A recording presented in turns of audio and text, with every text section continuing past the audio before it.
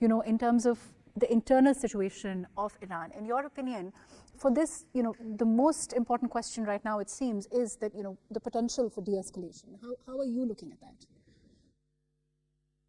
For potential for de-escalation, Maruf, we have just one way out, and that is to insulate your power, your sovereignty for any nation, and also we have to work on the same lines which Iran, Pakistan, and other countries in the region are working, and that is to create non-state actors and also make your deterrence invincible, and also have a battle-hardened army.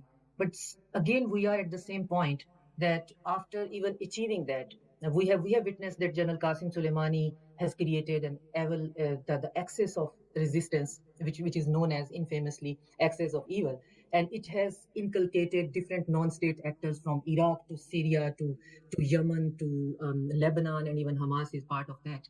So that could be one way out of it. Otherwise, we do not have. We are just witnessing the blatant lawlessness in the international order, and that lawlessness has is dictating that any country which is vulnerable, and any country which has loophole in the deterrence inside or outside, could be the next victim, and